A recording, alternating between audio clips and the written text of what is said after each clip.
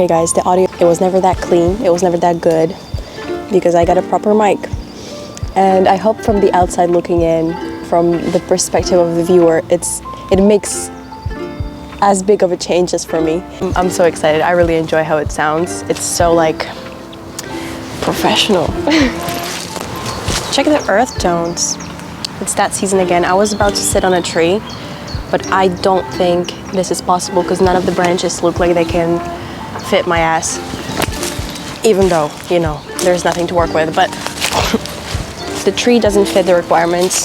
So I think for now we're just gonna do a little sitting on the grass moment. I have an interesting topic to talk about. So I had a few interesting interactions, a few interesting experiences happen in my mental space. You know, I'm definitely an overthinker. It's a good and a bad thing, but I definitely came to some conclusions and some new like lessons. Midnight and I'm trying to go to sleep and I'm analyzing a lot, asking myself questions, and it's overwhelming, but also as I relax, it's just, you know, I come to conclusions. I learn lessons. Like my brain just sums up everything that we learned from the day and I'm like, okay, so this is what we come to. And I'm not even thinking, it's just literally unconscious. So I'm almost asleep and I have this entire paragraph of a philosophical lesson happen in my brain. And my mind is beautiful. I don't know how I do it. It's amazing. And it's really calming. It's really reassuring because I'm thinking, you know, I'm analyzing things that I go through. I'm learning from them. It can be restless, but with balance, with acceptance, with letting it be, it can be very, very insightful. Someone just walked on me and I'm like, ooh, this is uncomfortable. I'm sitting on the grass walking to myself. I'm sitting on the grass talking to myself. A pretty uncomfortable setting to be seen in, but it's all right. Let's analyze what I've realized. Overconfidence only shows how unsure you are. It can show people around you that you actually don't know what you talk about when you act out of emotion. People who are overconfident feel the need to present themselves as bigger, stronger, louder, you know, have this way with words, or like overconfidence can show up as being nonchalant and like very mysterious. Like you feel like you need to be this super like confident person because you are overcompensating for your own feeling of insecurity because you're actually not sure if you make sense. You're actually not confident in what you believe in. You're not sure if what you're doing is matching your values. You're just acting out of emotion. So you feel the need to overcompensate it with this like presence, this mysterious essence about you, this like, I actually don't care, or like cussing or being loud. Like different people present it in a different way, but it just, overconfidence. Let's talk about it.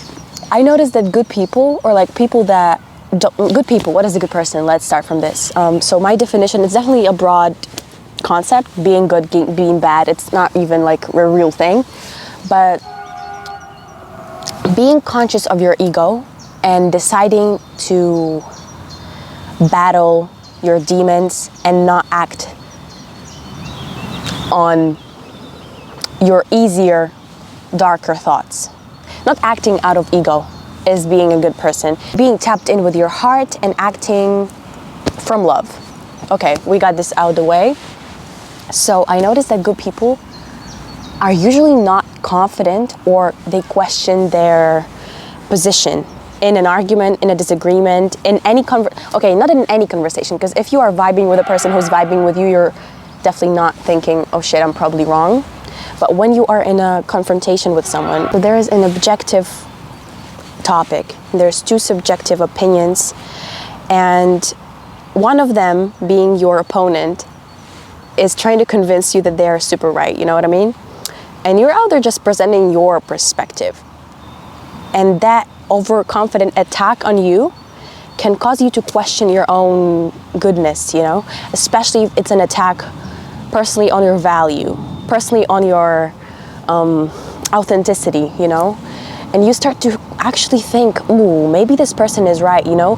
But a person who is so confident, I don't know if it makes sense, a person who is overly confident in their goodness, this opponent, like attacking you, attacking your authenticity, is actually the insecure person in the conversation, is actually the quote-unquote not good person, if that makes sense. Obviously they aren't bad, but they're acting out of ego in that sense. I really hope I make sense, because it made so much sense in my head, but it's very interesting.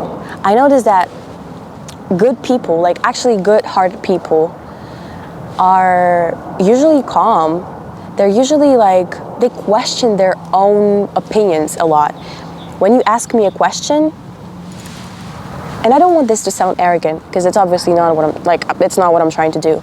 I'm just saying, I'm just trying to be very detached and objective. And in that, I'm definitely always questioning if I am not in the wrong.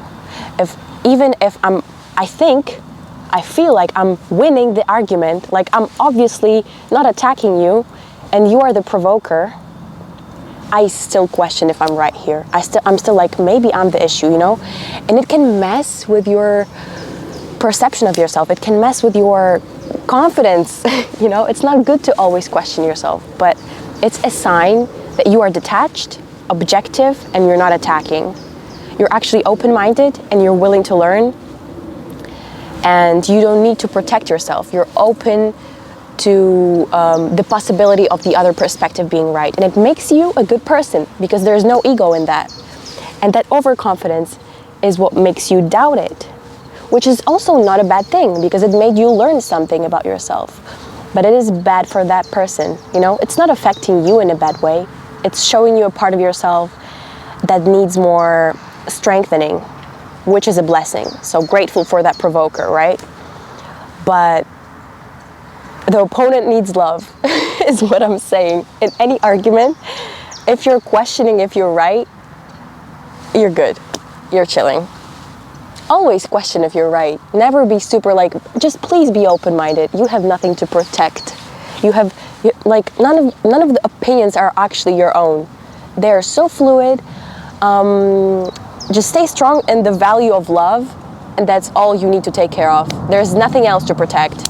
Good people are always humble in being right in their opinion. They're always humbly accepting that they have something to learn, always. They're not perfect. And if you disagree with me, I will listen to you and then compare it to my values, and then clearly communicate to you that I disagree, to avoid any unneeded energy spills, you know? Because we need to be more efficient with our interactions. It's all about love. Like, at some point, two people need to agree to accept that it's all love and it's all good, to each their own, right? But if it doesn't happen, just step away and take yourself out of that scenario, you know?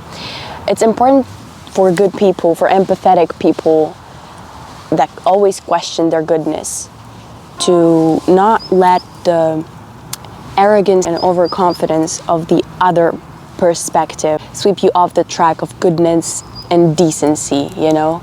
Because you are very, oh, there's this cute caterpillar. Ooh, it's so tiny. If you can take away anything from this, it's definitely that if you're always questioning your goodness, you're humble in your opinions, you realize wholeheartedly that you have a lot to learn and you can't always be right. So naturally, you're always allowing the perspective of the other person being right possible, you know? Like, obviously I can't always be right, so let's unpack this within my own mind. That feeling of not being sure is a very, how to say it? I don't want to call it a feminine trait, because it is a feminine trait, let's call it that. It doesn't mean that a strong masculine person can't have it. It's also my point in over masculinity, being so closed off and not really allowing any kind of different perspective other than their own to exist, you know? That's what makes it overly masculine. Allowing the possibility of you being wrong to just exist is a part of your feminine energy. And I don't care how you identify, we all have feminine and masculine energy. And this part of goodness within you, you need to protect this. This is an amazing trait to have. Humility is, actually, I'm not sure if it's feminine. I just call it like that because it sounded so, magical and whimsical. But it's definitely a sign of being a good human being, not being arrogant, not feeling the need to show up as more than you are. There's a bumblebee as well. So one more thing I wanted to say to like sum it up is a kind and open, a humble heart is very strong for battling this ever-present fear of this feeling of not being sure if you're right. You're always in this constant reevaluation and analysis. It can be stressful, but it's a good thing.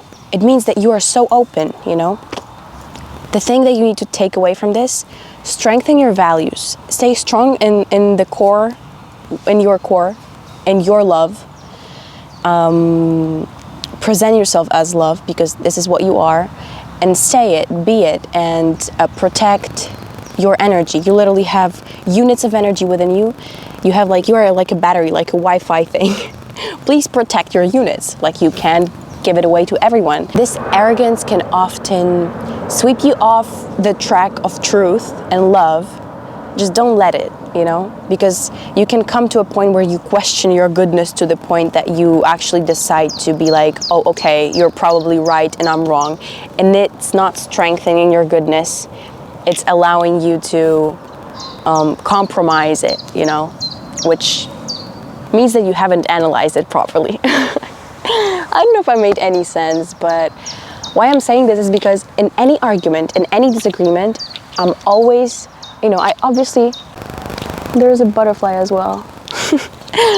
Why I say this is because in every argument, or it doesn't even have to be like a big confrontation, in any disagreement, in anything that is not a straight track, I'm always so unsure if I'm actually right. I'm literally sitting and stressing about if I'm wrong. It's probably a traumatic reaction to something that happened in the past, but nothing really comes to my mind when I think about it. So it's something unconscious, something that left a mark, but I always think that I'm wrong. I always doubt that I'm actually making sense, Even though deep down I know that I'm actually speaking, I'm speaking from the heart. I'm obviously not trying to do anything bad. I'm not acting out of ego. I'm not attacking. I'm not doing anything wrong. But at the back of my mind, I'm always feeling inferior, feeling threatened by this arrogance. And it's something that I need to work through because goodness can be strong. Goodness is strength, actually, in itself. Warriors, energetic warriors, obviously not physical ones, but at some point in time, we needed to be physical warriors, not anymore. We are evolving. Warriors have a good heart, and they are strong in nature because to be able to fight is to be able to accept, but also not allow yourself to get hurt. Okay, red table talk. We got it, right?